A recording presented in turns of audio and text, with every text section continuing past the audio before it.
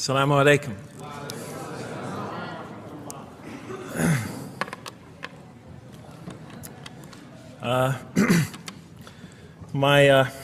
I've come from the University of Kansas. We're playing in the Final Four this very instant. So I want to let you know that you've asked a lot of me today. No, I'm just joking. All right, very briefly, I just want to talk a little bit about what the Quran has to say about the purpose of life. I think this is an extremely important subject, especially for Muslims living in America, because we're sort of a minority, a new religion here, and many people are interested in what we believe. And I think the primary question that people want answered when they first consider another religion is how that religion views the purpose of life, the purpose of of our existence here. And so I'm going to begin, though, talking about an atheist point of view, because I want to talk about what sort of answers the Quran might have for an atheist. So to begin this, I need to talk for about 5 or 10 minutes about what I believe contributed to my becoming an atheist, because I grew up in a Christian family. And then I'll talk for about 45 minutes or so about what I experienced in the Quran and how that sort of changed my perception. So it's very simple. But my wife always says I should summarize what I'm going to do before I talk, because it's easy to get lost in my speeches. And my wife doesn't have a lot of confidence in my speaking ability. Okay, so let me start out by mentioning that my mother certainly played no role in my becoming an atheist. My mother was a wonderful woman, a beautiful lady. She had tremendous dignity and class. The neighbors loved her. She was a registered nurse, and she put in many extra hours at the hospital. She worked in the ward that dealt with dying patients, and when I would come and pick her up late from work at night, not all the patients, but many of the patients would drag me over and talk to me and tell me what a wonderful woman my mother was. When she died, her funeral was packed, and person after person that came up to me had a story to tell about my mother and her goodness. Time and time again, people described her as, "Jeff, your mother is a true saint." She was a deeply religious woman, a great mother, a great teacher, a gentle person. She never cursed. I never heard her curse, swore, ever in her whole life. Never heard her speak to anybody rudely or speak about anyone rudely. She was a tremendous example of a truly religious person, and she didn't wear it on her sleeve. It was just slowly but surely you could see it just in her day-to-day interactions with people. My father, on the other hand, was a difficult man. My father, for some strange reason, had this tremendous rage inside him. I don't know where he got it. He had this terrible violence inside him. And every night he would try to quell that violence with hard drinking. And his drinking, though, only made him all the more volatile. Because my father could be laughing and joking one minute, and he could fly into an angry rampage the next for some unexpected reason. You never know what would trigger it. And once he flew into that angry rampage, it would take, he would just go wild in the house would be in havoc, and he would rage on and on and on, and it would take an awful lot of liquor and several hours before he would finally go to sleep. And this would happen night after night after night. And so my 4 brothers and I was the 4th in line. My 4 brothers and I lived a frightening and precarious childhood. But I'd have to say the worst of it was watching my father regularly taunt and threaten and abuse my mother. And it would happen day in, day in, day in, day out, night in, night out. And it was a never-ending nightmare. You see, it's really not so bad when you're the target of your father's violence. You might think it's bad when a child is the target of their father's violence, but it's really not all that bad. At the moment of attack, you're really not thinking about anything except your own survival. When he's firing punches at you or kicking you on the ground or chasing you throughout the house, or when he's threatening you, I'm going to hurt you, bad boy, you're not thinking about anything at that moment except escape. While all that's going on, you're not thinking about the aftermath or consequences, the psychological repercussions or anything like that. And when it's all over, you might even excuse the onslaught because you figure maybe you somehow deserved it. If not for what you did this time, maybe for something you did in the past. You could always put the blame on yourself. But a far worse fear is the terror that overcomes you when you watch your father go after your mother. Because she's the only source of warmth and kindness, of love and protection that you know. And if he were to take that away, from a little boy's standpoint, then you lost everything. But far worse than the fear is the guilt, and it comes over you from several directions. First of all, there's the guilt that comes at you upon you from the growing antipathy you have towards your father. Because we're taught to love and respect our parents, and we are born with this natural bonding attachment to them. But when you watch something like this happen night after night after night, and this rage is growing inside you, you're being pulled in opposite directions.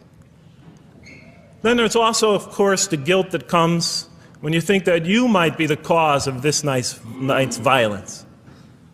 Maybe something you said or did that you didn't even realize triggered it.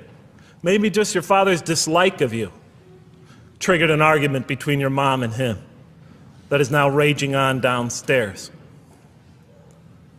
But the worst guilt of all, and it is by far the very worst, is knowing that you did nothing to stop your father from hurting your mother.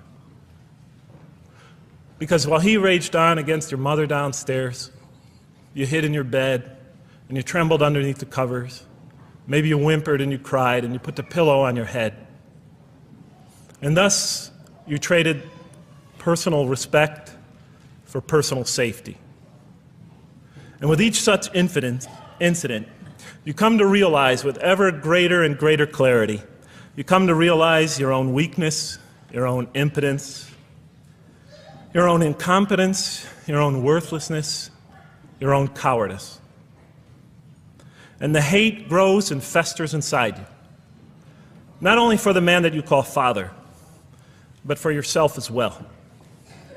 It is a terrible, terrible thing to make a young boy choose between his mother and himself.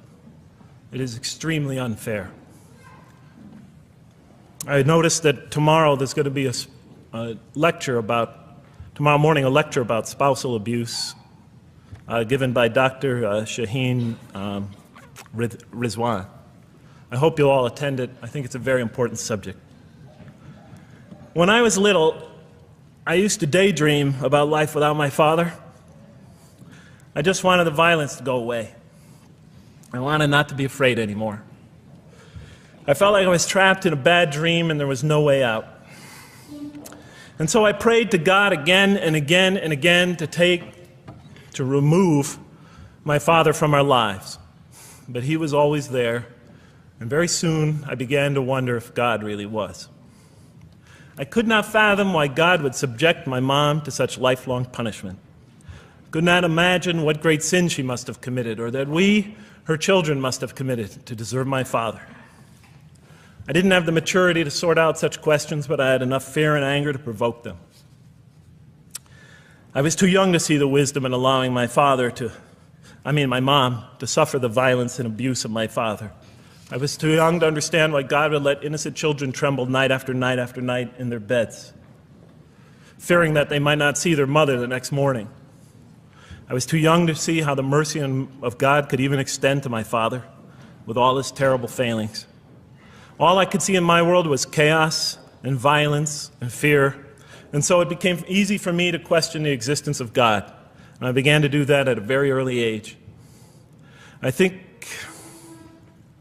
I'll even say that the turmoil of the 60s and 70s that's the age when I was a teenager in the late 60s, early 70s, only reinforced my skepticism.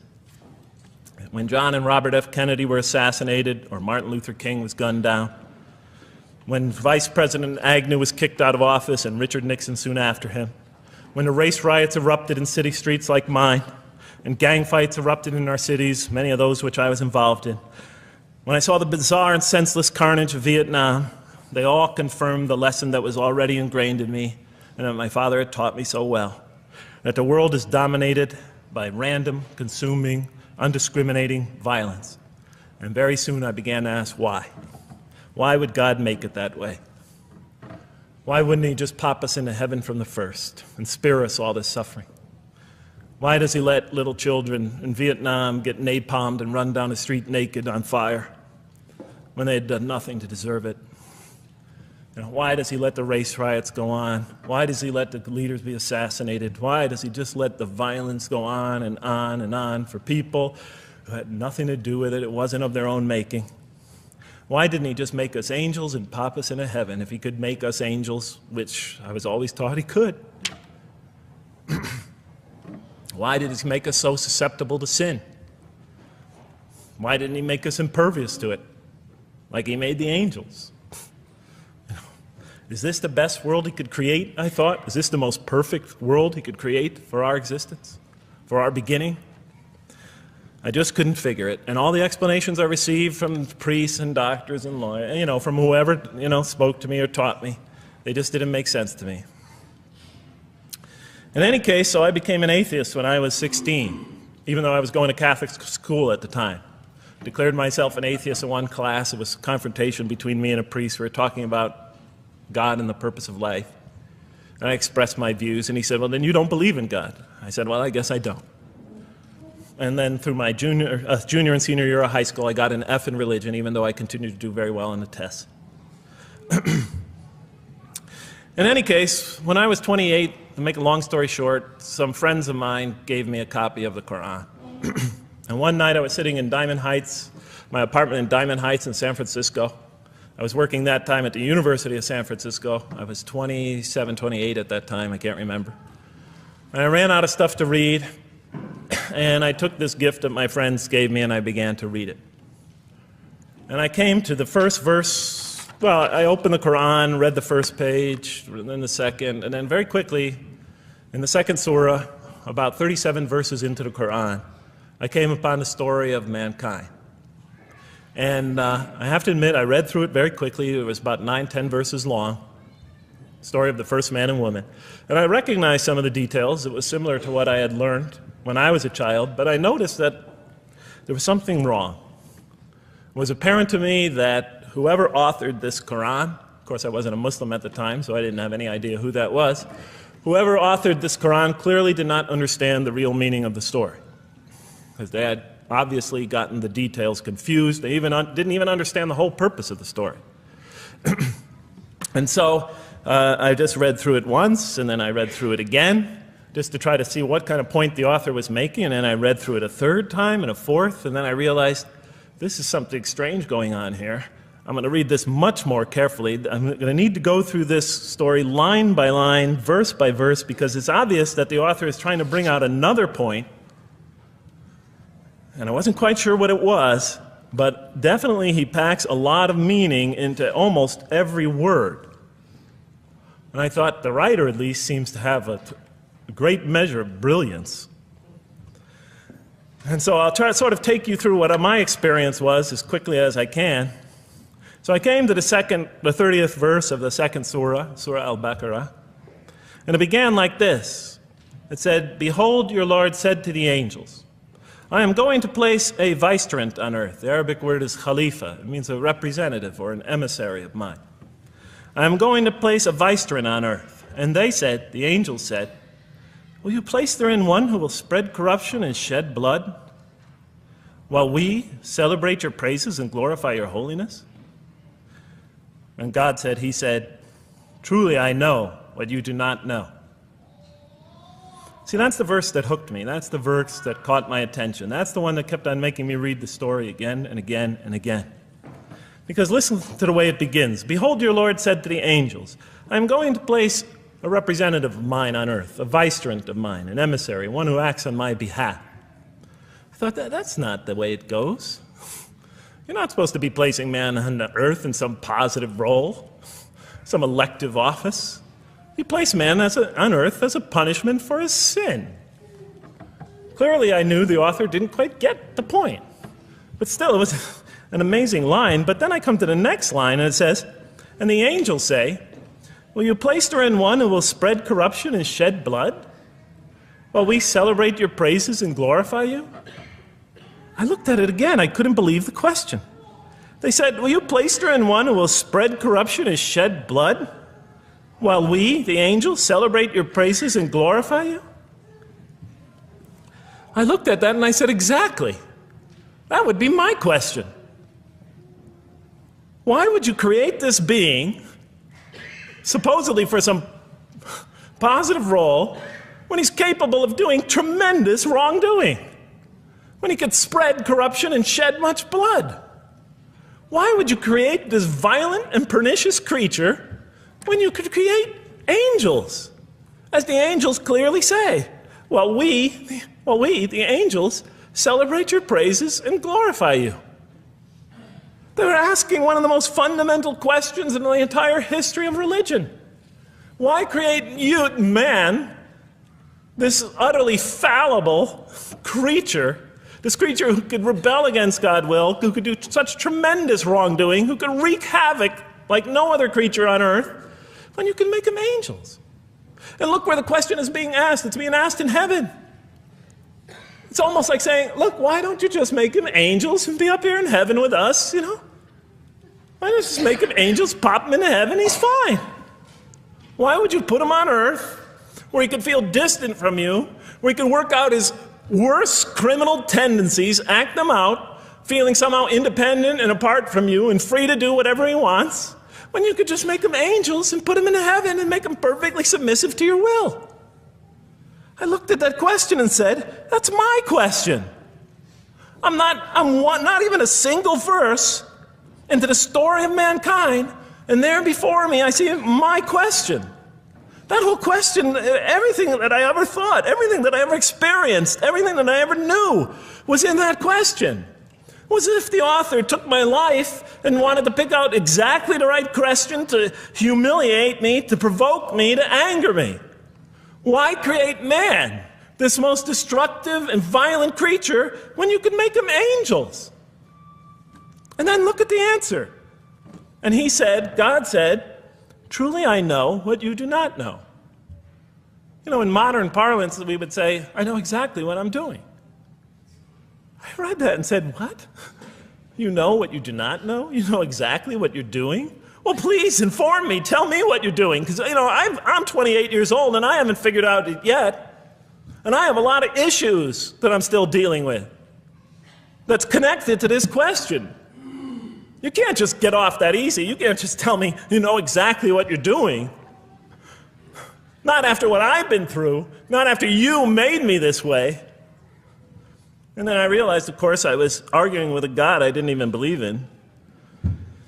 And that would happen several times as I read through the Quran. And sometimes I would just get into so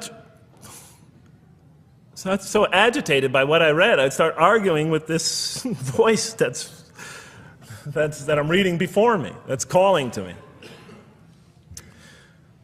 So we turn to the next verse. It turns out that the Quran just doesn't dismiss the question. It starts to answer it a little bit.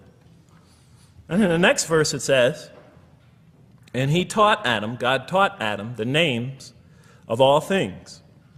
And then he placed them before the angels and said, tell me their names if you are right. So this verse is clearly referring to the previous one. But notice what it says. Now, from my own background, I remember Adam naming things, but it wasn't connected to any answer to any philosophical question.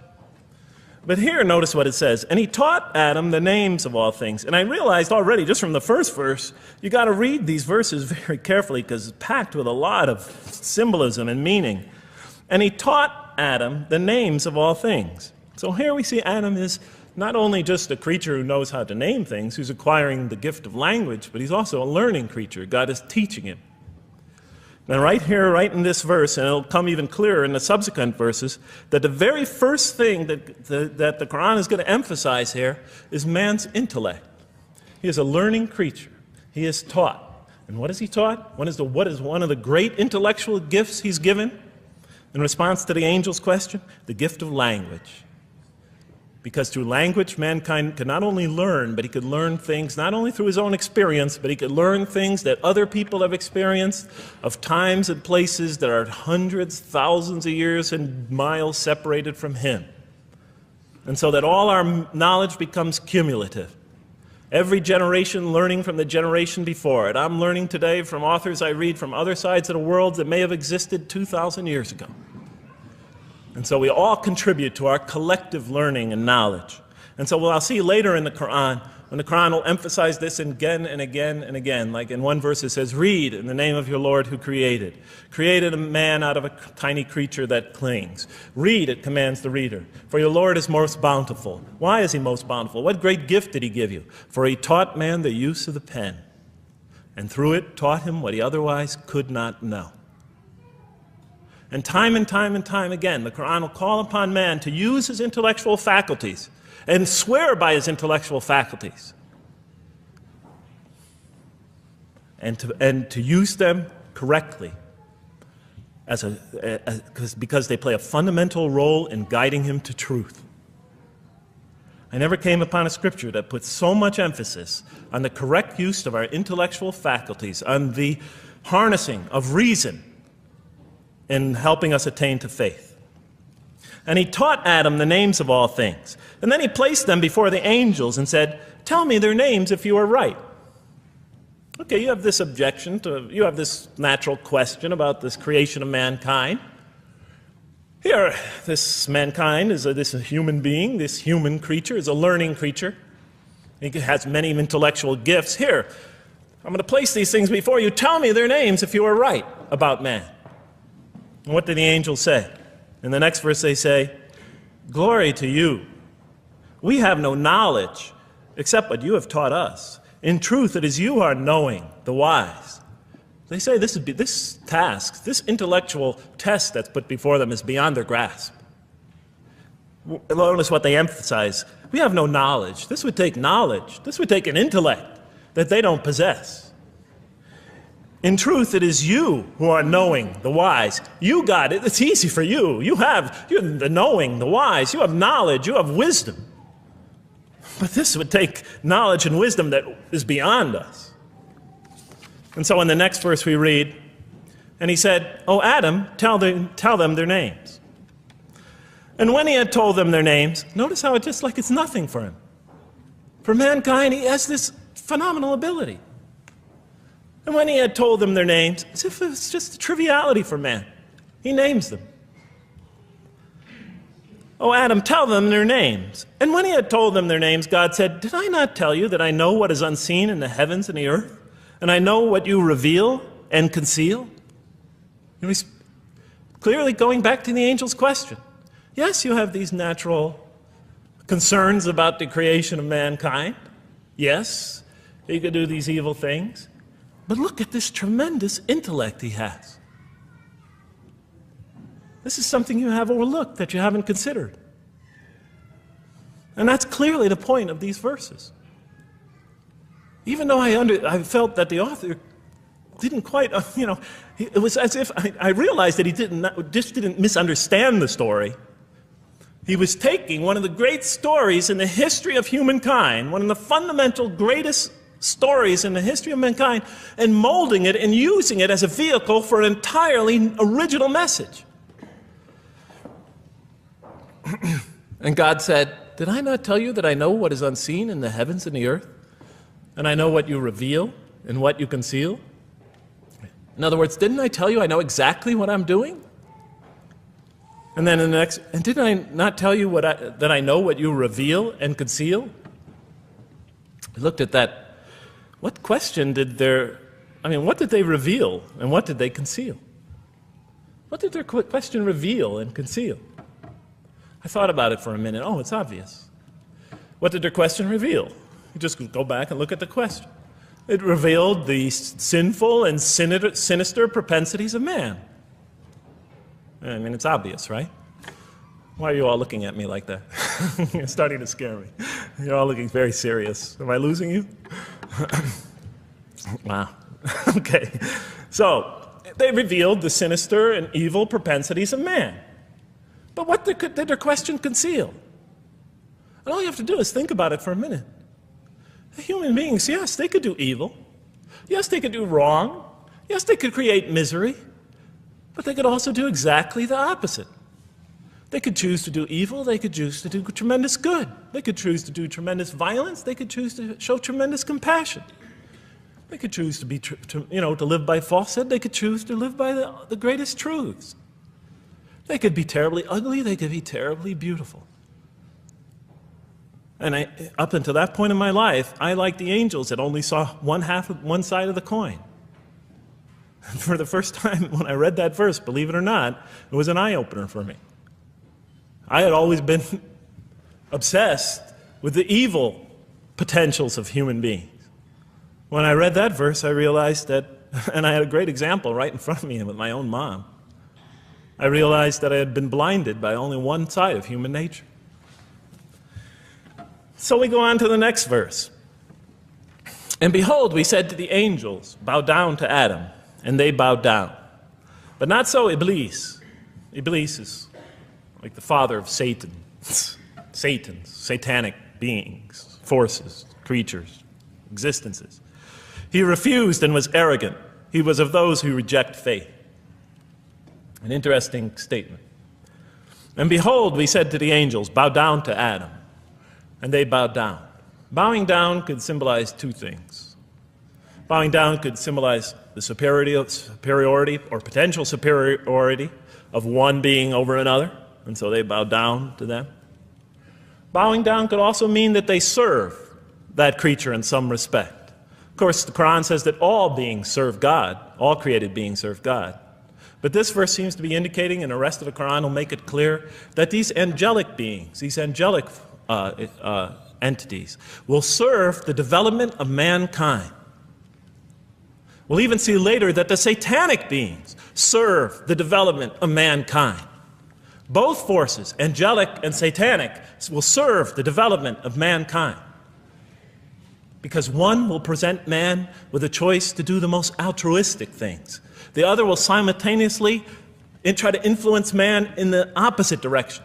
And so human beings will be moral creatures, and they'll have to make moral decisions. And it's in those moral decisions that they will grow spiritually and morally as human beings. And they'll take that into the next life. And the angelic and the satanic forces will be catalysts for those moral choices that they make. They will heighten the human being's awareness of the rightfulness and the wrongfulness of the choice he's about to make. And the self, the soul, the nafs, as they say in Arabic, will have to make the ultimate choice between good and evil. And that choice, that test will come again and again and again as human beings either grow or decline. And those tests will come again and again and again to try to help him towards his spiritual evolution, to bring him back. But that choice is ultimately ours. But I'm getting ahead of myself. And so we said to the angels, bow down to Adam, and they bowed down. But not so Iblis. Iblis is Satan, this rebellious force, this evil prompter, the one who whispers into the human heart. He comes into being. And with the introduction of Satan, we have the introduction of evil, that evil influences on human beings. And notice why Iblis does not bow down. He refuses because he was arrogant. You know, we often hear what's the root of all evil? In the West, it's always money, greed, etc. Here the Quran says seems to be saying that the root of all evil is not always material wants. It's not always money, it's not always greed. At the heart of evil is arrogance. Putting yourself above all others. Of assigning to yourself special priority and neglecting the rights of others. Of pride and arrogance and envy, the source of evil. He was of those who reject faith. I looked at that verse and I said, okay, I mean, I get why you would create angels, to sort of influence man in a positive direction.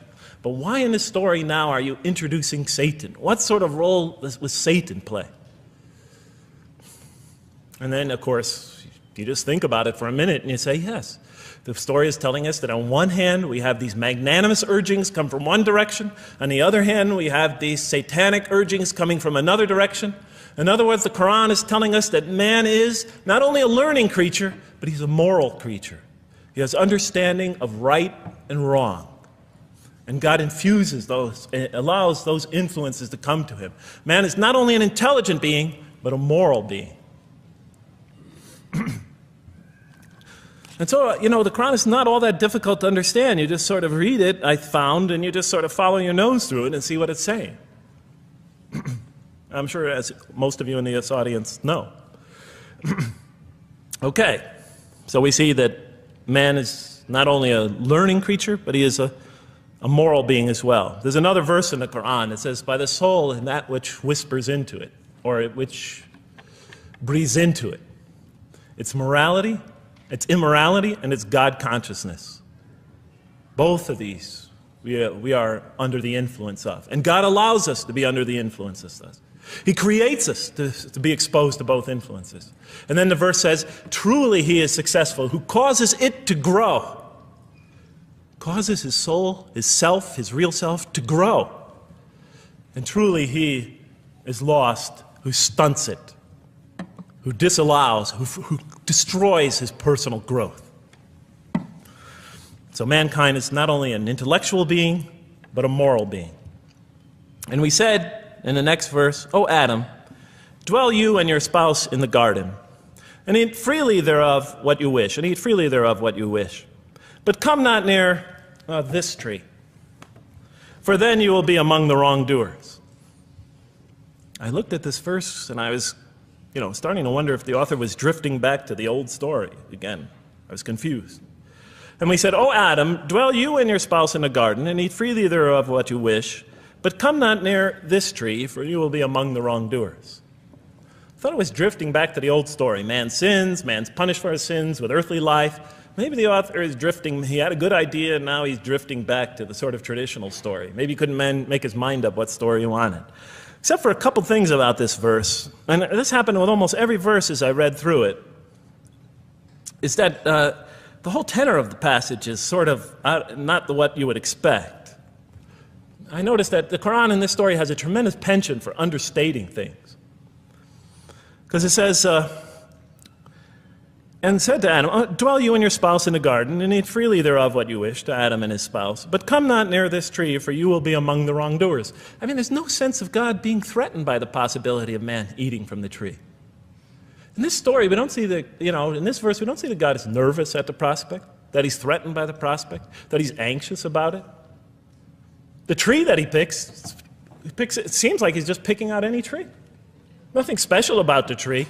Go not near this tree, for you will be among the wrongdoers. Satan will later come to him and tell him it's the tree of eternal life, of a kingdom that never decays. Turns out to be a complete falsehood in his part. Nothing special about the tree. It's just a tree. God's not nervous at the prospect at all. In the tradition that I came from, God is threatened by the prospect. He has to put an angel with a fiery sword by to protect the tree, so that mankind never goes next to it again. I'm not putting it down, I'm just pointing out the difference of the story. They're both beautifully told. But he said, has to guard the tree. Why? Because if they eat from it, they'll become gods like us. This man, he already has a rebellious nature. Can you imagine if he eats from this tree? Can't let him get near that tree. But here, just, calmly says, but if you do, you will be among the wrongdoers. God is not worried about himself. It's just warning man, making it clear that if you do this, you've committed a wrongful deed. Again, the whole tenor of all these verses that you read through it is God knows exactly what he's doing. Okay, next verse. But Satan caused them to slip and expelled them from the state in which they were. And we said, go you all down, some of you being the enemies of others, and on earth will be your dwelling place and provision for a time. What? I said. I mean, you know, I was expecting now the rage, the anger, the violence, the jealousy. That's what I was expecting. Okay, they eat from the tree. Where's the rage, the violence? I'm going to punish you now. You're going to sweat on earth. And you're going to suffer, and you're going to stub your toe, and you're going to work, and you're going to labor. And you're going to die there for what you did. And where's the woman? Right? And the woman. Right? She's the one who's going to suffer the most. Right? She'll have to suffer labor pains and monthly cycles. Right? And bleeding and crying out when her children come into the world. She'll scream out. And worst of all, the greatest humiliation, the man will rule over her. When he's obviously her intellectual inferior because she and the angels she and Satan seduced him, and he just bumbled along and committed a real, wrong deed. Well, I don't mean to make light of it. But the story is obviously different, though. No threat here. As a matter of fact, look at the way it says, "O Adam, dwell you and your spouse in the garden, and eat freely thereof what you wish. But come not near this tree, for you will be among wrongdoers." Then they make the mistake. But Satan caused them to slip and expelled them from the state in which they were. And we said, "Go all you down, some of you being enemies of others, will be adversaries of others. Some of you will be adversaries of each other, and on earth will be your dwelling place and provision for a time." This is not a deity losing it. If you look at it, I mean, on earth will be your dwelling place and provision for a time. That's not the words of a God that has got lost, that is really extremely upset. On earth will be your dwelling place and provision for a time. When I walked into the hotel today, and they said, and it's this nice one up here, I don't know the name, I can't remember the name of it, but it has a continental breakfast. And they said, your room will be room 111, and there's a continental breakfast in the morning. I didn't say, I didn't think they were mad at me. Because they said, you're going to sleep here, and this is going to be your provision in the morning. Oh, thank you. But notice something else about this verse. I mean, when you read these verses for the first time, I don't know, maybe I'm nuts. And many people think I am. But when you read these verses for the first time, I mean, this is just so much that catches your attention. But Satan caused them to slip. I remember, I couldn't get that verse out of those words out of my head. Satan caused them to slip. To slip? The greatest sin in the history of the human race, and it's called a slip? In my culture, slip means, you just momentarily, for a fraction of a second, you lose your focus. It's not a big deal. My Uncle Bob used to always say to me, Jeff, I'm sorry I'm 5 minutes late, I slipped up. The understanding is it's no big deal. It's just a slip.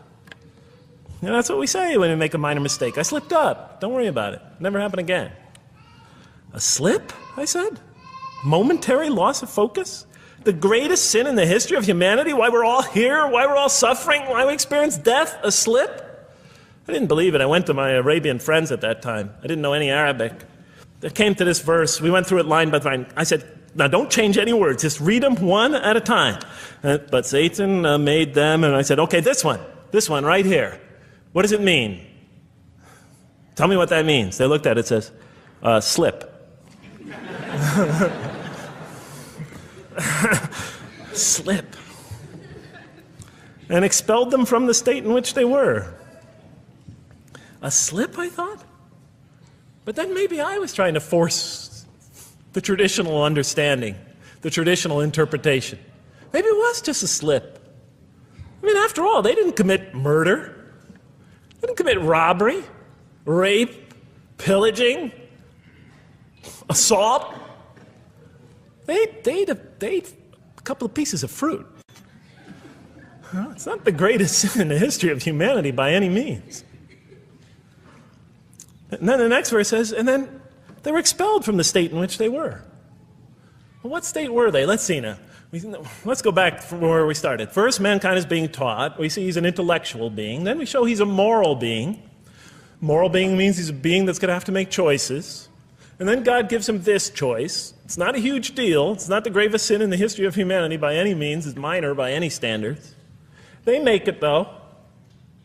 We see that God originally intended to put man on earth as his vicegerent. We see a period of preparation where he's being prepared intellectually, where he's growing as a moral creature. When does God finally put him on earth? What signals that he's ready to begin? He makes his first independent choice. It's not the worst deed in the history of humanity. It's minor on anybody's scale, but it shows that mankind is ready to act on his own, to be his own, to make his own choices, that God has empowered him to make choices, and he's ready to make them and carry them out, and see them most often to their expected ends, if God wills. And that seems to be the only real significance of it. But I thought, maybe I'm getting this wrong. Maybe God just blows off into an angry rampage the next verse. So I look at the next one and it says, and then Adam received words from his Lord. And God turned to him mercifully, for he's oft returning, ever merciful. Well, if I had any doubts up till now that God is not enraged by what this has happened, that God hasn't prepared mankind for this choice, for what was eventually going to happen, that all this was preparation for mankind to begin his earthly sojourn in this famous allegory. If I had any doubts before now, I had them, certainly didn't have them after reading this verse. This verse is entirely consoling, reaching and merciful, reaching out to mankind in mercy. Mankind goes to earth. He's obviously afraid. He obviously feels remorse. He's in an unfamiliar environment. And what does God do? He turns to him. He turns to him. In Arabic, the word has the meaning of like a father turning towards an infant or a child or somebody, or a parent, a mother turning towards her child. And he turns to him mercifully, and for God is oft returning, ever merciful. And Adam receives words from his Lord. What kind of words? Probably words of consolation, words of hope, words tell him not to be scared. And in the next verse, we see those are exactly the type of words that Adam receives. He says, go down, Adam and his spouse. Go down from this state, all of you together. Repeating that again, just so that we know that this is not a punishment here. Go down from this state, all of you together, and truly there will come to you guidance from me. And whoever follows my guidance has nothing to fear, nor shall they grieve. It is an emotional picture. This young couple is here, in fear, and in shame, feeling remorse, and God reaches out to them and turns towards them and tells them, you have nothing to fear, nor shall you grieve. I know this is tough for you, but you've been prepared for it up till now, through your entire existence. It had to happen. This is a necessary stage in your development, in your growth, but just hang in there, follow my guidance, be true to me and I'll be true to you, I'll guide you, I'll help you, I'll do whatever you need. Just follow my guidance and you have nothing to fear, nor shall you grieve. Okay. So I was impressed. I thought this author, whom I didn't know, I thought was extremely brilliant. Because the story is entirely coherent, but it's bringing out entirely new meaning. And it's stressing some things in the human equation that I would never have normally thought of. Actually, I thought these sort of things argued against the existence of God. Here, the author was using them to say, look at these. These play a fundamental role in the purpose of life. What? Intellect. Human beings have intellect. Right. In response to the angel's question, they are moral creatures, and they are subjected to evil and angelic promptings. And they have to choose between them again and again and again throughout their existence. And their growth, which the Quran talks about frequently, is going to depend on that. We're here to grow, as we will see. But it emphasizes choice. Human beings are creatures of choice. It also emphasizes suffering. Suffering. Hey, that's pretty nice writing. It also emphasizes suffering. Human beings are going to suffer here on earth. That's the first thing that the story mentions. Spread corruption and shed blood? Havoc, suffering, pain? Yes, these three things play essential roles somehow, the story is saying, in our development on earth, in our very purpose of our development. These are the three things we've always had the most trouble grappling with, all theologies have. Why give us intellect if it leads us often to challenge in our minds the existence of God? If we can't reconcile the existence of God with our minds, with our reason, why give us choice if we could choose to do wrong? Just make us angels. Why let us suffer so on earth? Just pop us into heaven. And here the Quran is telling you that these play essential roles in our attaining of faith. Not only these, of course, it also mentions guidance, God's forgiveness, revelation, etc., angelic forces, satanic temptation. It mentions all these other things as well, but these three essentially really caught my attention. I never expected that these three things would be emphasized. And so as I read through the Quran, I looked, anytime I saw anything that seemed to relate to this, I would write down notes and underline it.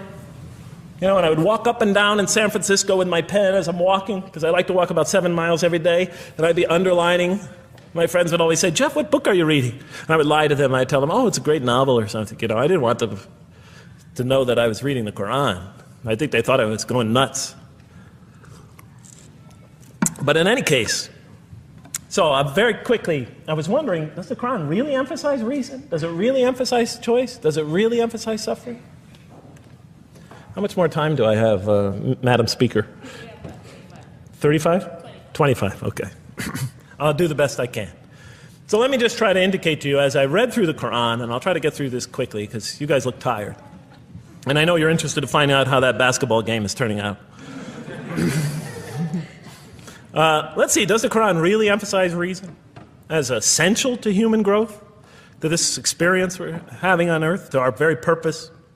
And the answer is definitely yes.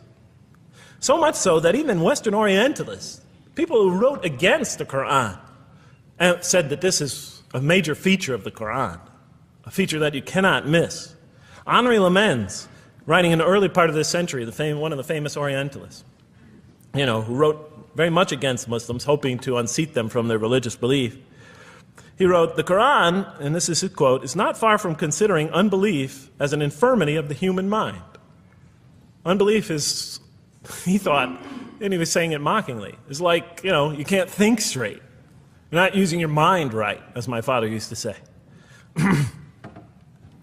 Maxime Rodinson wrote at length about the rationalistic approach of the Quran to faith. And this rational tone of the Quran is one of its most salient features, beyond doubt. I'll just give you a few quotations. One of its fundamental themes is that people ignore or reject God's signs and corrupt religion precisely because they do not use their reason. And the Quran will say that again and again and again. The Quran says about the disbelievers, they refuse to reason and are a people who do not reason. I have 7 such quotes in the Quran. The Quran will say, "Will you not reason?" It mentions that 14 times to the reader. God reveals signs and lessons and admonitions so that, and this is a quote from the Quran, perhaps you will finally use your reason. There are 8 such statements in the Quran. From the Quran's viewpoint, reason and faith are allies, just as illogic and false belief are allies. And it clearly sets the conflict along these lines. It says the right way has henceforth become clear from error. Those who benefit most from the Quran are persons of insight. 16 such statements in the Quran. Firmly rooted in knowledge, 8 such statements. Use their reason, 10 such statements. Stand on clear evidence and proof, 7 such statements. Those who oppose this revelation are deluded, 9 such statements. In manifest error, 28 such statements. Ignorant, 15. Foolish, 3. Have no understanding, 9. Only follow surmise and conjecture, 9. And blindly adhere to tradition, multiple times. It states that. In an almost Socratic style, the Quran repeatedly quizzes the reader and calls into question his or her assumptions. Again and again, it asks us, what do you think? 18 such statements. Have you considered this or that? 13. Did you suppose? 7. Sounds like a math teacher. Do they not ponder? 2 such statements. Do you think? Do you even think? 18 such statements. The message is clear. To gain truer faith, we need to free ourselves from inherited notions and examine our beliefs rationally. Learning plays a key role in human development. Read the Quran, exhorts the reader. For God taught us the use of the pen and taught humankind what it otherwise could not know. In life, nature, and history, in the Quran, there are signs and lessons for those who are wise. There are 21 such statements. The Quran states over 100 times that it has been revealed to make things clear. I thought the author of this Quran must have had a strong mathematical insight, a natural mathematician. All throughout, when I was reading, I was trying to imagine what he must have been like. God teaches humanity both directly and indirectly, and sometimes so subtly that we are unaware of his instruction. Thus he tests us in multifarious ways. Of course, I just want to make it clear, Muslims believe God himself is the author of the Quran. Sometimes I give this speech and people come away and ask me, Jeff, who is the author of the Quran anyway? But I didn't know. So I was just trying to figure it out. Repetition is indicative of the importance given to certain ideas. It should be observed that the Arabic word for knowledge in the Quran, ilm, appears 854 times in the text in its various forms. It's one of the most frequently occurring words. So the Quran really does put great emphasis on reason in our spiritual quest. Does it put great emphasis on choice? Well, here's what it has to say. Let there be no compulsion in religion. The right way is henceforth clear from error. It's a choice, and it must be freely made. And it's a choice between correctness and error, between right and error, between reason and falsity. Had God willed, he could have indeed guided you all, it says in the Quran. I went, why not, I thought. Why not just guide us all? Why let some of us choose to go this way and that way? The Quran was constantly provoking me as I read it. Do not the unbelievers know that had God willed, he could have guided all mankind? Oh, do not the believers know that had God willed, he could have guided all mankind? Okay, I'm an unbeliever, I thought. Tell me, why didn't you guide all mankind? If you want us to be in conformity of your will, just make us that way. And if we had so willed, we could have given every soul its guidance. Why did you let us be creatures of choice? Just program us to do the right thing. Never make a wrong choice. Had God willed, he could have made us all one community. He could have made us clones of one another. But he didn't. It wasn't part of his plan. Enlightenment has come from your Lord. He who sees does so to his own good. He who is blind is so to his own hurt. It's your choice. It says it again and again in the Quran. Remember when I was reading this, I was a disbeliever. And this scripture is constantly reminding me, it's your choice, Jeff. It's no compulsion in this. It's your choice. It's up to you. You're probably not reasoning correctly here. Think a little harder. Come on, try. It's just a few more steps. And whoever is guided is only to his own gain, and whoever is stray, I am only a warner. It's your choice. We have revealed to you the book with the truth for mankind. He who lets himself be guided does so for his own good. He who goes astray, it's to his own hurt. It's his choice. And there are many, many such references. I'll stop there. But you get the point. The Quran clearly emphasizes that choice plays a key role in our development. But what about suffering? I mean, suffering's the biggie, right? I mean, that's the real major question. What does the Quran have to say about suffering? Because every religion deals with suffering in a different way. It's either something you have to be saved from, and so some religions stress salvation, or it's something that you have to sort of transcend through meditation and training so you can sort of not feel it so much, get above it and beyond it. Some religions see it as primarily punishment. Some see it as, some of the more ancient religions see it as the result of the precarious and whimsical, control of many gods working against each other, playing with human beings. Different religions have dealt with it in different ways. But almost all of them, I would indeed say all of them, have sort of seen it as something not so good. But let's see what the Quran has to say about it. Something to be avoided, to transcended, to be saved from. The Quran says just the opposite. You are going to experience it. You will suffer in this life. And it plays a fundamental role in your development and your growth and in what you are to become. This scripture didn't just say you're going to experience it. It said you should embrace it. You should struggle through it. Your life should be a struggle, it says. It should be a jihad. Yeah, right? But that's what it says. Jihad means struggle. When the Quran most says jihad, it's very seldom, it's most often not in the context of fighting. Qital is the Arabic word for fighting. But you know, it says even in the Mecca verses, long before Muslims had to defend themselves against their oppressors, it mentions that you have to struggle in the path of God. With the Quran, it even says. Struggle in the path of God with this Quran. Life is a struggle. It says in one verse, most assuredly we will try you with something of danger and hunger and the loss of worldly goods, with the loss of your lives and the fruits of your labor. Most assuredly we will try you. It's not just talking about evil people, good people. But give the good news, the glad tidings. Be happy for those who are patient in adversity and suffering. Good news, I thought?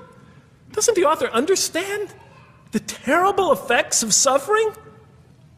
Give the good news to those who are patient through adversity, who when calamity befalls them say, truly unto God we belong and truly unto him we shall return. In other words, that this could benefit them. It was a remarkable statement. Here's another one. Do you think that you can enter paradise without having the like of those who passed away before you? And the next verses start to explain these people were good people who suffered terribly. Do you think that you can enter paradise without going through the same? Why, I thought? Why do we have to suffer in life? Misfortune and hardship befell them, and so shaken were they that the apostle and the believers with him would exclaim, when will God's help come? These are good people. When will God's help come? Oh, truly, God's help is always near. You will certainly be tried in your possessions and yourselves, the Quran tells the reader. You're going to face hardship. It's guaranteed.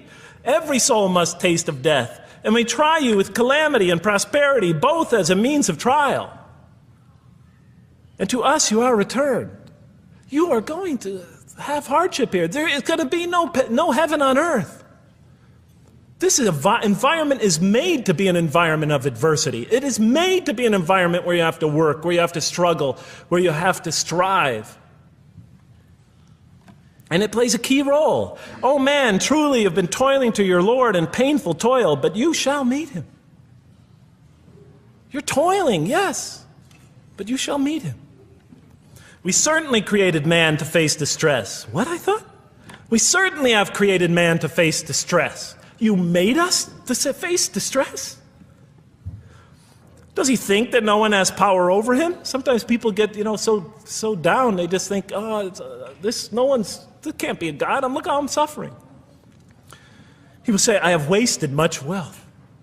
Some people just become totally devoted to worldly aims. Does he think that no one sees him? Have we not given him 2 eyes to see with, a tongue, and 2 lips to communicate with, to learn from by communicating? Can't he see around him? Can't he tell from communication with other people? Haven't we pointed out to him the 2 conspicuous ways? What are the 2 conspicuous ways? But he attempts not the uphill climb. One of them is the uphill climb. And it says this is the way you should be pursuing. And what will make you comprehend the uphill climb? It is to free a slave, or to feed in a day of hunger, an orphan nearly related, or the poor one lying in the dust. Then he or she is of those who believe, and exhorts one another to patience, and exhorts one another to mercy. You have not attained to faith until you struggle the uphill climb. It's telling us. You should pursue the uphill climb. What is the uphill climb? Reaching out to your fellow man who suffers. To feed the poor one. To help the poor soul that's lying in the dust. And all over the world there are people in that state. And we watch the news as if it's just entertainment. And the Quran tells us this is something you should involve yourself in. That is the road that you should travel. It describes a successful life as an uphill climb. Well, I can see I'm running out of time, so I'm going to have to tie this up in about 15 minutes, I guess. But definitely the Quran emphasizes these three elements in the human drama. But as I read through it, I couldn't see how it all fit together. I mean, why didn't God just... Why? Why do we have to experience these? What purpose do they play? Just pop us in the head and beam us up, I thought. Well, one thing, like I mentioned before, the Quran will repeatedly emphasize that we're here to grow and to learn. And I'll give you 4 or 5 quick verses because I know you're tired. It says, Our Lord, and raise up in their midst a messenger from among them, who shall recite unto them your signs, and that shall teach them the book and the wisdom, and who shall cause them to grow. We have to learn wisdom in the book, and Revelation in particular, and who shall cause us to grow. And we have sent among you of yourselves a messenger to recite our signs to you and to cause you to grow. Truly God was gracious to the believers, this is in the 3rd surah, when he raised up from among them a messenger from themselves to recite his signs to them and to cause them to grow. It is he who has sent among you who has sent among the unlettered people a messenger from among them to recite his signs and to cause them to grow. These are all distinct references. Just 2 more. There are many more. And the soul and that which breathed into it, its immorality and its God consciousness. He is indeed successful who causes it to grow. And he is indeed a failure who stunts it. And in the 92nd surah, Surah Al-Layl, it says, Far removed from it will be the righteous who give his wealth that he may grow. So the purpose somehow is to grow. We're in a growing, learning, developing experience. We weren't just created when we came into the world. This is actually a stage of our creation. Just as our development in the womb was a stage in our creation, our essential stage in our physical creation, this is an essential stage in our personality creation, in the creation of our real being. That which we take into the next life, our essential selves. We've gone from the physical creation in the womb, primarily physical, now to the human creation, the personality creation in this stage. I thought maybe I'm, projecting my own neurosis into the scripture. Maybe it doesn't really emphasize that life has a purpose. But time and time again, I would find it does. For example, just quickly it says, those who remember God standing and sitting and lying down and reflect upon the creations of the heaven and earth and say, Our Lord, you did not create all this in vain. You did not create all this in purpose. Just when I was starting to think, maybe the Quran really doesn't state a purpose of life. It really doesn't mean there's a real purpose of life. Maybe I'm reading into it something that is there. I would come upon verses like that would force me to just read a little further, make me think, well, maybe it's just around the corner. We have not created the heaven and the earth and whatever is between them in play. If we wished to take a sport, we could have done it by ourselves, if we were to do that at all. God doesn't create to satisfy his whims or fancies or entertain himself. Do you think that we created you purposely and that you will not be returned to us? It says in the 23rd surah, the true sovereign is too exalted above that. In the 44th surah, we did not create the heavens and earth and all that is between them in play. That serves a purpose. Now, what sort of purpose can it possibly serve? So I tried to, apparently the Quran speaks about believers and those who are the rejectors. You have the believers on the one hand, the rejectors on the other. Now apparently God has created us to be believers. So I tried to study what the Quran has to say about the believers, and it's a natural thing to do, to see what it wants us to become, if it has anything to do with these essential elements that it stated. I mean, it's a natural way to approach it. I think you agree. Do you agree? Somebody nod your head.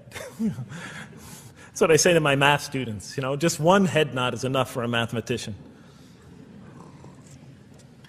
Get one head going, okay, I did my job. Okay. So, how does the Quran describe the believers? What are they supposed to attain to? What is their ultimate thing that they're supposed to get? What are they ultimately supposed to achieve? And it's very clear when you read the Quran that what they will achieve in this life and will experience to so much greater degree in the next is they will experience a relationship of love with God. They will turn to God in love and God will turn to them in love. In the Quran, God's mercy, compassion, forgiveness, kindness, beneficence, warmth, generosity, all the things we normally think associated with God are freely given to all mankind.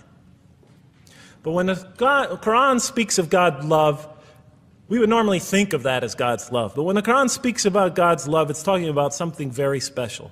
This love is always presented as a relationship between two. If we do not turn to God in love, then we just receive His mercy, forgiveness, kindness, beneficence, warmth, generosity, all those wonderful nurturing things, His nurturing, and we reject it. And so we never really experience that love, because we never really turn to it and open ourselves up to it. It is always there for us, but unless we enter into that relationship, that love, that give and take, that relationship of love is never develops. We reject it, and that's what the word kafir means. It means to reject, to turn your back, to ignore, to throw something, a gift that someone gives you behind your back. And so the Quran tells us that the believers will experience this sublime relationship of love. It says, "Yet there are men who take others besides God as equal, loving them as they should love God, but those who believe love God more ardently. Say, if you love God, follow me, and God will love you and forgive you your faults, for God is the forgiving, the merciful. O you believe, if any from among you should turn back from his faith, then God will assuredly bring a people he loves and who loves him." And throughout the Quran, I'll mention time and time again that God loves the believer. God loves this type of person. God loves that type of person, and so forth and so on. So it's quite, and I'm trying to pick the speed up here, so you'll have to excuse me for that. But it is apparent from the Quran that one of the purposes of creation, maybe the essential purpose of the creation, is to produce from this subset of humanity that will freely enter a relationship of love with God. They will not only experience the beauty of other relationships in their lives, but this love that they will experience with God is the sublime experience that they will enjoy. Not only in this life, but infinitely greater in the next, when all the distractions, all the masks are stripped away. Okay, I thought, you created us to love you, for us to turn to you in love and to experience your love, to receive and experience your love. But why do you need these? Just pop us into heaven, love us, and make us love you. Program us to love you. You'll make my dog love me. Do the same sort of thing. I kept on coming back to the same issue. Just do it. Okay. Still couldn't see it, and I was almost through the Quran, and I thought either I'm dumb or this scripture just never really got to it. Okay, so I didn't give up. I thought, okay, what's the next natural thing to do? Okay, so we're here to develop this relationship of love with God. The Quran tells us that, if we are believers and we do good, we'll experience great joy and peace in this life, not only through our relationship with God, but through complementary relationships with all the people around us in this world will be a one for us of peace and serenity, even though we have to struggle and survive and suffer. But I couldn't see, how this all tied in with this suffering business and why he couldn't just put us into heaven. So what's the next natural thing to say? Okay, so we're created to have this relationship of love with God, to enter this relationship, to experience and receive all that he has to offer us. So the natural thing to do is to study the two partners in that relationship. What does the Quran have to say about us, the believer? What does it ask of him and her? What does it require of them? And then what does the Quran tell us about God? And then is there some essential nexus, some essential connection between them, and does it have anything to do with these? Because if the Quran doesn't show that, then the essential link that links all this together, that pieces it all together, is missing.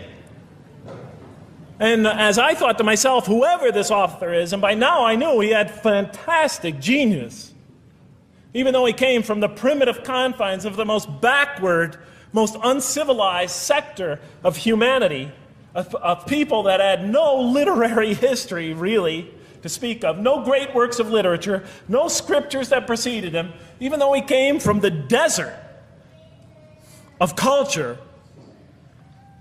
even though this came out of that environment, and the mind behind it had to be tremendously phenomenally genius to come out of that surrounding and produce something like this. If that essential link was missing, I knew that, he was great, but, and extremely great. But, what do you expect? How could anybody answer those questions? Nobody in the history of humanity has been able to answer them. Okay, so I thought, first I'll see what the Quran has to say about the believers. What does it require of them? Then what it has to say about God, and see if there's some essential link. Are you following me? You're giving me the note. Get off the stage. Okay, I'll do my best. It's a deep subject. We're almost done. Bear with me a few more minutes. I'm sorry, really. I know Siraj Wahaj, when he gives these sort of speeches, he always says, okay, I'm finishing up now, and then 10 minutes later he says, you thought I was telling you to do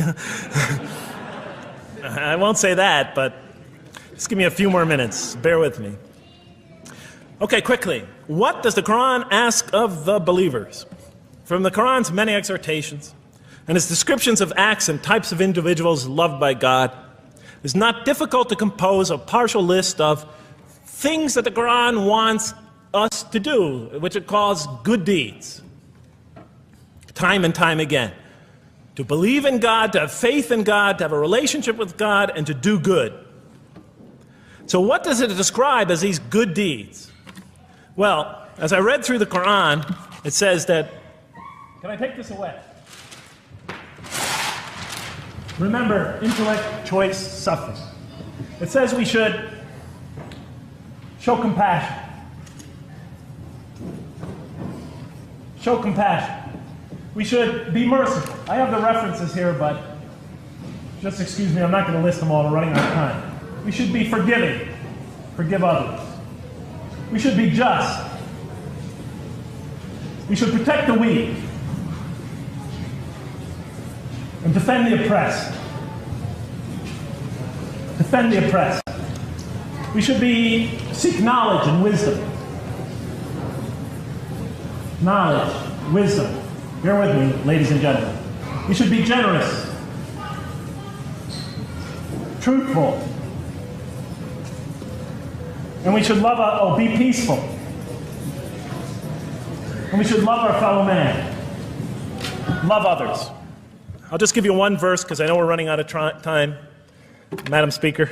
Truly those who believe and do good will the most merciful endow with love. And to this end we have made this scripture easy to understand in your own tongue, so that you might convey a glad tiding to the God-conscious and warn those given to contention. So, to this end, we have made this easy to understand, so that we'll learn to love others. Okay, that's all I'll say about that. I would like to say a lot more, but I don't have time. Now, what does the Quran tell us about God? You have to realize I'm just about through with the Quran here, my first time reading it. And now I was really caught. I searched my head. What does the Quran tell us about God? It tells us nothing could be compared to him. That he's outside anything that we may compare to. That our definitions do not encompass him. That our reason cannot comprehend him. That he is transcendent and we are finite. That he is immortal, he transcends time and space and we are bound by it. That he is immortal, we are mortal. He is uncorporeal, we are corporeal. That we have no way of comparing ourselves to him. Nothing could be compared to him. I thought, oh my God, I'm so close and yet so far. Because I'll never understand the essential link between us and God and why these three things fit into place. Because the Quran tells us that we could never really quite understand God. Or at least that's the way I thought. And so I put down the Quran when I had finished it. And much to my dismay, I was honestly disappointed because I thought The author made a brilliant, brilliant, brilliant, brilliant try, but he never quite made it.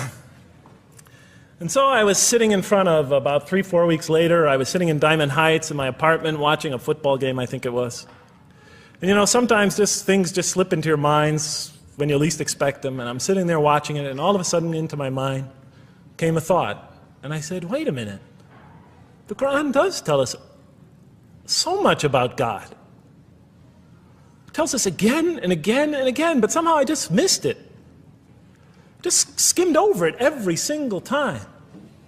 Because if you turn to almost any page, if you turn to the beginning of any surah, you could see time and time again essential information about God that I just thought was sort of a literary device, something to make it just sound more beautiful. Because if you turn to the beginning of any surah, you'll see the words Bismillahir Rahmanir Rahim, in the name of God, the most merciful, the most compassionate. If you read almost any passage, long passage, when you come to the end of it, it's punctuated by dual attributive statements like God is the merciful, the compassionate, God is the forgiving, the gentle, God is the kind, the protector, God is the generous, the truthful, God is, and so forth and so on. There are tens of thousands of such references in the statements in the Quran. What the Quran defines as God's most beautiful names, His attributes of perfection, repeated again and again and again on almost every page. And as I sat there, sitting by the television, I started to jot them down in my, on my little piece of notebook there. Same notebook I used to jot these down before. And I began to list from my own mind the attributes of perfection as I remembered them. And they were, God is the compassionate. God is the merciful. God is the forgiving. God is the just, the protector, the defender of the oppressed and the weak, the knowing, the wise, the generous, the kind, the truthful, the loving, the peaceful, the source of all peace, the truth, and so forth and so on. Every item I had listed in my list for the qualities that we human beings are supposed to develop, the Quran was telling me had its infinite source and perfection in Allah, in God. And then all of a sudden, all the pieces fell together. Then I suddenly saw it, as I see most of you probably see as well. That now, suddenly it all began to make sense to me. In what way do I say that? Well, it was now obvious why we had to develop these qualities. It was now obvious how these things on the floor here fell into place. And I'll just say it clearly. We're here to develop a relationship with God, to become closer to God. But how can you become closer to God when He's transcendent and you're finite, when He's immortal and you're immortal, vice versa? When He's immortal and you're mortal, when He's unbound, fettered by time and space, and you are, and so forth and so on. How can you become close to that one? If I want to become close to you, I need to have something to share with you, something that we have in common. So for example, if I want to come close to this young man here physically, I'll approach him, because we both have bodies, and I can position my body closer to him. Physical presence, bodily presence is something we both share. If I want to become closer to that gentleman back there, if I want to become closer to him intellectually, I'll reason with him so we will have a convergence of minds, because we both possess reason. If I want to become closer to one of my sisters on this side emotionally, I'll try to appeal to their sentiments, because we both share feelings and similar types of experiences that generate those feelings. But how does one become closer to God? What do we share with Him? We share with Him exactly what He gave us. Because the Quran tells us that when we came into this life, He breathes into our spirit something of His Spirit. And that we come into this world with the seed of these very qualities within us. And we could either kill them, stunt them, as the Quran says, or cause them to grow.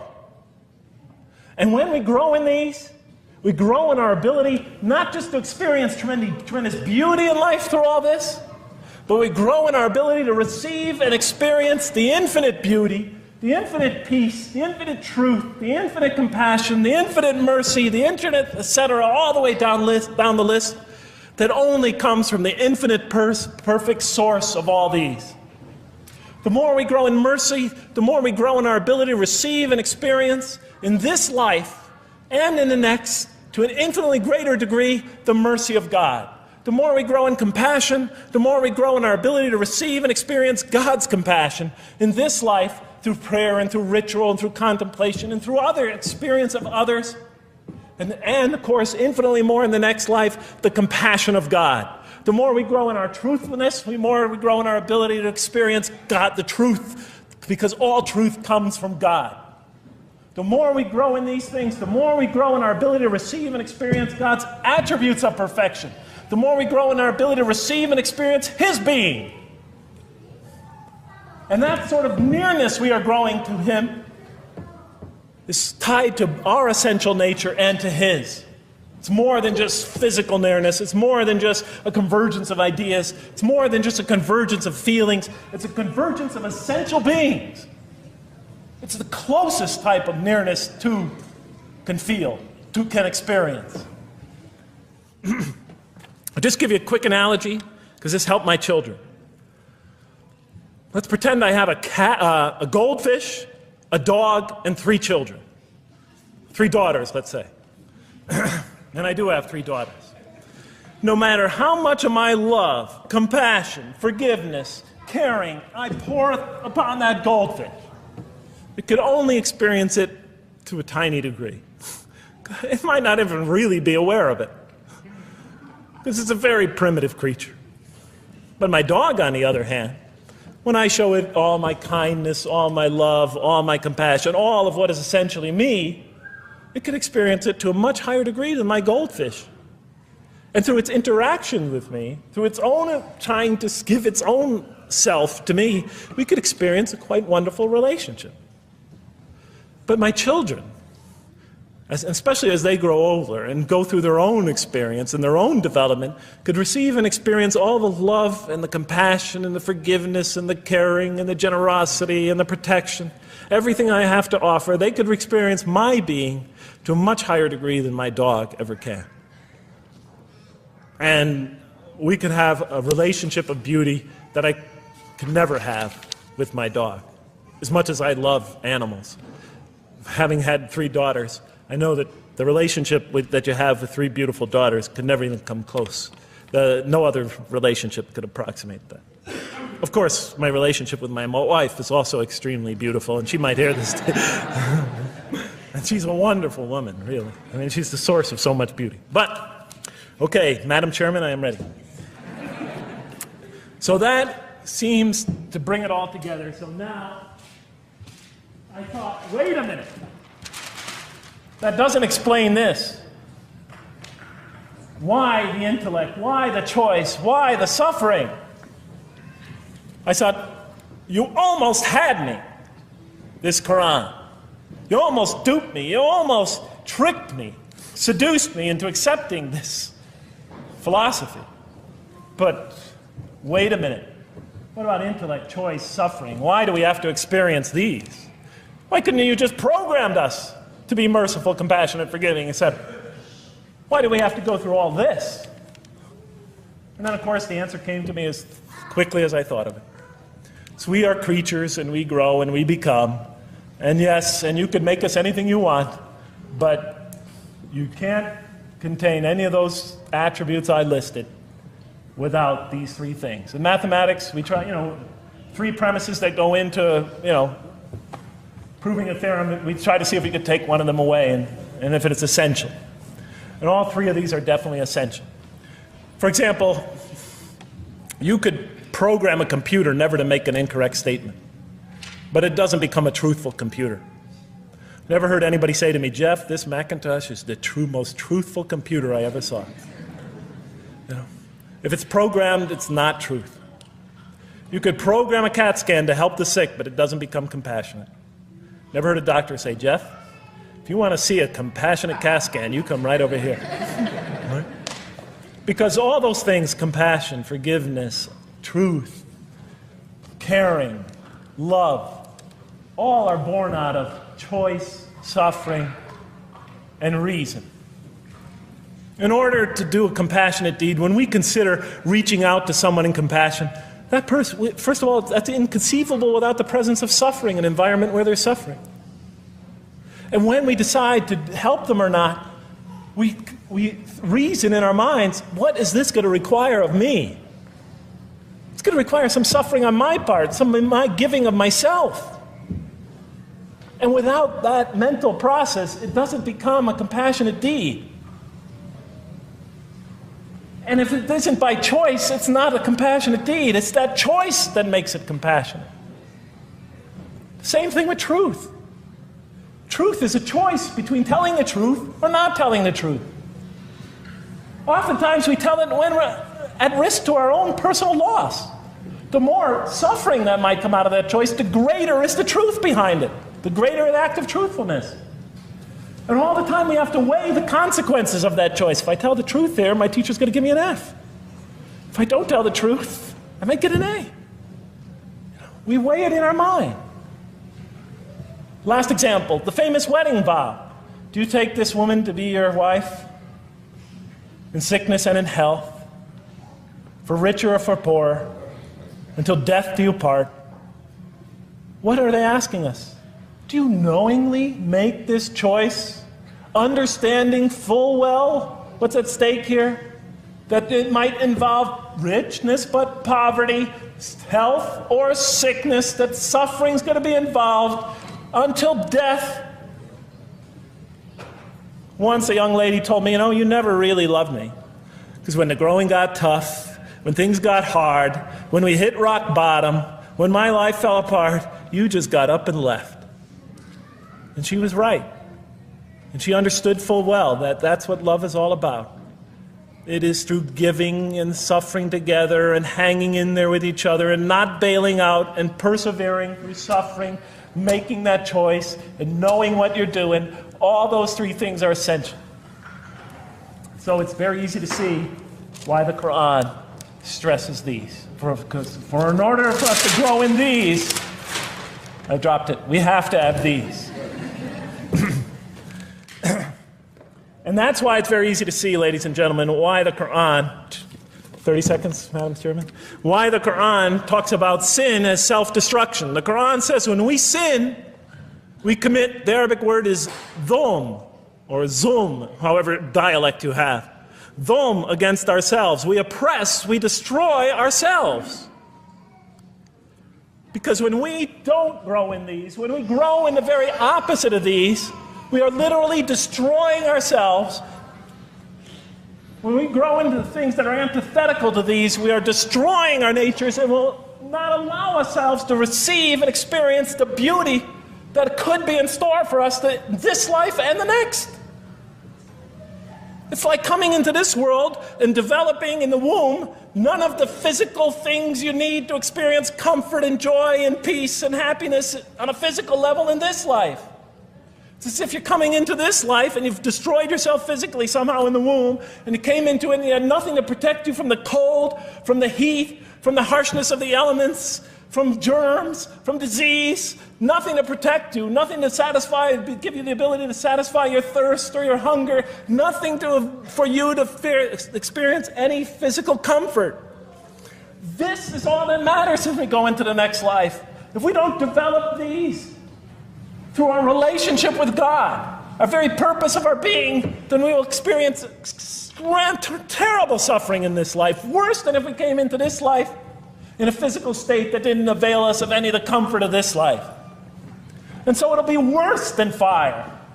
It'll be worse than endless fire. It'll be worse than hell, the worst hell we could possibly imagine. So the Quran tells us, that yes, when it talks about heaven and hell, it's used very powerful symbolic language, but what it essentially is telling us is imagine the greatest joy and wonderful and peace and serenity you could ever experience, and that's what's open to you on the one end. But on the other end, imagine the most terrible suffering that you could possibly bring on yourself, and you could also do that to yourself as well. It'll be worse than anything you could have ever imagined. So, and the Quran tells us that God says on the Day of Judgment, I did not harm you in the least. You destroyed yourselves. And it could say that in total objective truth. And that's why the Quran, well, I think I'll leave it at that because Madam Speaker is about to shoot me. I still have other things to talk about, but I want to find out how that basketball game is going. So thank you so much for listening to me for so long. And may the peace and mercy of Allah be upon you all. I didn't mean to try to scare anybody at the end. That wasn't my goal. I was just trying to make a point. And may the peace and mercy of God be upon you all. Thank you so much. Assalamu alaikum.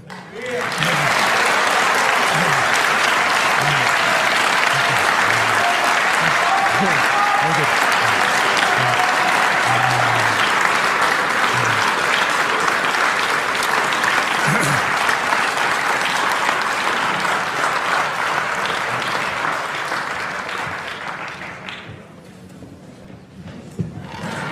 All right, we'd like to thank Dr. Lang for that very heartfelt, very long